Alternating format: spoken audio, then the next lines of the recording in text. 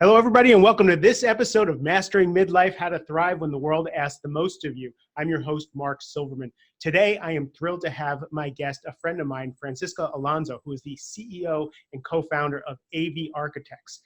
They're a builder here in Northern Virginia who builds homes, vacation-style homes for you to live in all year round. The reason Francisca's here to talk is we were having lunch and she was telling me I could be on your podcast. I said, what would you talk about? And she said that she would talk about aging in place, building houses for the long haul, for the next half of your life. I said, really? Do you know about that? And she said, yes, I actually wrote a book called Nesting for the Empty Nesters, the vacation style living approach to aging in place. Francisca, thanks for being on the show. Thank you so much for having me. I appreciate it. So Francisca and I are just going to have a conversation about what do we need to do in order to figure out what the next chapter in life is. So when people come to ask you questions about building a house, and they're usually somewhere, especially to be able to afford one of your houses, they're somewhat affluent and they're ready for the next stage. What are the questions they ask you? So they're wondering, they know that they're going to retire. They're maybe in their 50s or early 60s. And so they're wondering, what are the options? Do we need to move into a condominium? Do I need to move into a townhouse? Do I need to relocate out of the area? And that's what traditionally was the definition of retirement. You sort of put your house on the market, packed your bags, and left the area and sort of settled down and kind of slowed down. Well, everything is completely changed now. It is retirement has been redefined, and it's been redefined by the baby boomer generation, and they no longer want to necessarily move into a leisure 55 plus, community. Leisure world down in Florida, right? Exactly, and they don't want to move into a condo or a townhouse because they can't host their families. They can't host their children, the children's spouses, the extended family. And they definitely are not excited about the idea of moving out of the area because they've invested so much time and there's so much, emotional connection to the community here that you don't want to move out of the community and then be all, alone basically and start from scratch. And also what I've found is that a lot of the times people launching a new business or they are on several boards. And so they're actually professionally even more active than when they were in their 40s and 50s. So all of that changes what a house should look like in your quote unquote retirement era. It's a completely different paradigm than what I thought of. And Yes. I was really enamored with this when I had my Achilles tendon surgery last year and I had to hop up and down 2 flights of steps in my townhouse. Right. And then when my partner had hip surgery and I'm carrying a 6'2" guy up the stairs, right? It definitely is something to think about, even though we got better when we start to get in our 50s and 60s, but those are things to think of. And what's really cool is in your book, just the chapter headings tell you what to think about. So is your home ready for the next stage of your life? Do you need a retire home? Do you need a great home for retirement? What is aging in place, right? What is the community that you want to be in? It's a decision-making time. Choose wisely. I love the 10 questions to ask yourself now. So this is a great book. The link will be on Amazon, so you'll be able to buy this book, but you can also check in with A.D. Architects to have a conversation about what you might want to do in the next phase. So tell me about some of the things that you put in the houses that make people more comfortable as they're transitioning into this next phase. Sure. So first of all, to put the master suite or owner suite on the main floor. That's like step one. I want that now. Right. Why would you want to go up and down the stairs every time you want to retire for the day? On the main level, really the whole idea is to build a house that the upstairs is for kids or visitors or resale, and the basement is for storage and maybe mechanical equipment. But everything else that you need is on the main floor. So we're talking about the owner's suite. the home office or study, which is a big component, because as I mentioned earlier, a lot of people in their 50s, 60s are not slowing down. I'm 56. My kids are out of the house, and I need an office in my house. And you actually are even more active now professionally with the community, and you want to do more. So you need a great, comfortable home office, and it shouldn't be in the basement. I mean, if you're paying the mortgage, why should you be on the underground lowest level with no windows and and the rest of the house is all empty? Right. That makes like no sense. So it should be on the main floor. And then, of course, you have the kitchen area, dining room, eating area, and then a really a functional mudroom / laundry room. Oh, the mudroom in the last house I saw that you built is so amazing. Yeah, I mean, you need those spaces. People want to live clutter-free. That's one of the biggest wishes that people have, is that they have so much stuff in their house. There's stuff is everywhere, and they feel like they need to cleanse their lives of clutter. Mm-hmm. Well, as an architect builder, if you don't provide storage for all that clutter, you're not really servicing your client well. And then on top of the couple of things I mentioned, the indoor-outdoor integration is very important, because our philosophy for design is that you should live like you're on vacation all year round, not just when you actually go on vacation. So what does that mean? It means that your home should feel like a retreat. It should feel like a refuge, and you should enjoy the outdoor areas, and you should open those big sliding doors and have this covered porch so you can really relax, after a long day or on the weekends, or entertain your friends and family. Yeah, I've noticed about your house. I've been to a couple of your houses now, and being able to go indoors and outdoors easily is definitely, instead of going down the stairs to down a deck and all to get to your backyard. It really is quite nice. The other thing I noticed about your house is that the second floor, which you talk about as far as being a builder is concerned, is the first floor is what costs all the money. Adding the second floor is really a cheap addition for square footage. Right. But when the kids come back to visit, you have your own separate suite. They can go upstairs with their kids and they can have their own space. Right. Yeah. Which my in-laws had when my kids were little, and it was wonderful. We didn't have to worry about the kids bothering anybody. Right. And also we add a secondary living room, so to speak, upstairs, so that you don't just have the bedrooms, but you have a communal space, an area where everyone that's upstairs can gather, that it's not in the bedroom.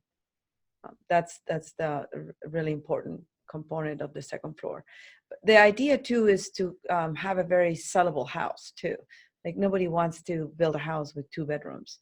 So you have a 4-bedroom house, but you are really literally just using the core main level, and the rest is for resale or just storage, basically. I like that. So the objection I would think people have is, it seems too daunting to design and build my own house. That's where you come in. Right. And yes, that is a lot of the times people are impatient, and so they choose to buy something that is not quite what they would hope for, but they just go for it and just make that decision. But at the end of the day, patience always pays off, and we have a very seamless process of designing and specifying and customizing, and then pricing, and then building. And the way we've fine-tuned this process so we can make it really easy for our clients is by making all the selections for them, with them, or for them. And so for us, obviously, it's second nature, picking tile, lighting, flooring. And we have a personal friend who you built a house for, who you went and helped pick out everything. Exactly. And it made it a painless process. Exactly. I would never send one of our clients on their own to a tile shop to find tile, or to be sold tile too, right? That would just be cruel. So nobody wants to do that. I'm colorblind, so it would just be awful. Exactly. And that's even harder for you. But a lot of the times too, you're just overwhelmed, and you really don't know what you're looking for, and you don't know what pricing structure you should be looking for. So you could actually save money because you know what you're doing. You have your own suppliers. Yes, and we do it fast. I mean, the best story is a client of mine that many years ago, she was getting antsy and she really wanted to go to the tile shop. And I just said to her, Mary, go ahead, go to the tile shop, take a look at it and tell me what you think. And then 3 hours later, she calls me and she's all frustrated and she says, there's nothing here that I like. And then I said, well, let's just meet there again next weekend and we'll see. So I go there next Saturday, meet her there. We go in and out 20 minutes. We had the kitchen tile, 3 bathrooms, powder room, everything done, selected. And we're walking the parking lot. And then she turns over to me and says, well, they didn't have these selections here last week. And of course I said, no, they probably just shipped it all in this week. But I'm thinking to myself, no, of course that's been there for a year.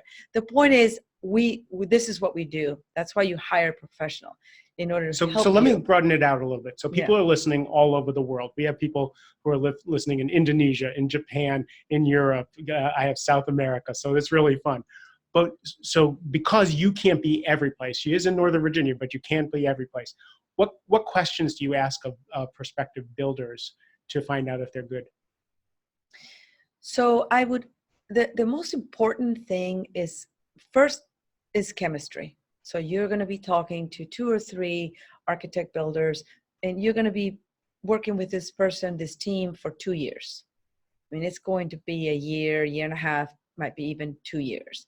So you want someone that you truly feel like they have your best interest and that you have a sense of good connection, good chemistry. Because building a home is a very personal journey. It's not like you're buying something disposable, something quick. Even a car is a much faster, it's a 2-3 year thing, right? A home is a home. It could be decades that you're going to be there, especially if you're building your home for life, which is what we call these homes. Right. So even if they come highly recommended, if you don't have that relationship with them, it's just going to be a hellacious process. Absolutely. I think it is all about relationship. Most of the clients that work with us, I always ask them at the end, why did you choose us? And 99%, it's because of the synergy, the feeling they got as they were talking to us, that this was going to be actually a great experience. That's what we want. But the second, probably equally important factor that you should consider is the process. What does the process looks like? Because the architect is coming up with a design that is an interpretation of what you told them that is in your head. And nowadays you show them a lot of images on the website, right? And they come up with an interpretation. So that stage usually goes well. It's after that is when it starts going south. And it's when you start making selections and you start costing, and then people start adding more things, and then the budget just starts, getting pushed and pushed.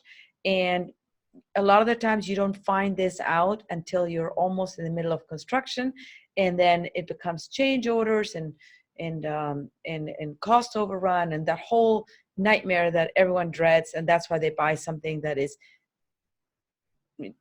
off the shelf. So even though it's not what they want, but it's like, okay, well, this is safer and let's just go with that. It's that fear that what if it goes over budget? What if we don't like the design? What if it takes so much longer? So it's the process is you need to talk to your architect builder and get really clear as to what does the process look like and who leads the process. Because just because they're say that they're design build, who's leading the process? For us, the architects lead the process. So it's an architect-led design build. So design build is an important thing, because you have the person, first of all, you're giving your vision to them. Mm-hmm. They're interpreting your vision, and you've gone through it so that you know that they're executing on what you want. And then they're going to go execute. And there's less breakdown in the chain, right? Absolutely. We have a line that we always tell our clients is that we control the cost during the design phase. And then in exchange, we protect the design during the construction phase. Because when you're building and things have to be resolved fast because money is at stake, sometimes the design gets compromised. And so because we're there and we're the one and only, and we're just exchanging our hats, we never compromise the vision of the project. And we are always keeping the budget in mind as we're designing. So it's that process that makes us unique, and it's what our clients absolutely benefit from. So you have a chapter called The 10 Questions That We Should Ask Ourselves. And I'm not going to ask you to remember the 10 questions that's in the book, but what questions should people be asking themselves when they go into this process? Well, I think the first realization is that we should all be aware of is that this retirement phase, first of all, it's not retirement. We are not going to be doing anything. It's good point. It's not retirement. We're not going to be doing anything. Okay. Exactly. Because that's how it used to be. You retired and then you sort of idled, and life expectancy was completely different. Now people actually are doing tons of different things all the way till their 80s and 90s. We're much more active. We're much more healthier. So this timeline that we're talking about it's about 30 years. I see that. So 60 to 90, 55 to 85. So it's 30 years. So I just want to put it in perspective. That's a third of your lifetime. That's a significant amount of time. So what do you want to do during that time? Who do you want to be with? What community do you want to belong to? How engaged do you want to be with your family? All those questions have, at the end, come down to where in what home, what style home you are going to be living in. That's going to, all those answers are going to come from that. So you should answer yourself those questions first, and then you'll know what kind of house you need. Yeah, I think the funny thing you said to me was, I meet single women of means who they're going into the next phase of their lives, and they don't want to live like a hamster in one of those cages. They want to have a home where their grandkids can come visit. Right. So it made it very vivid to me of why you would want one of those houses.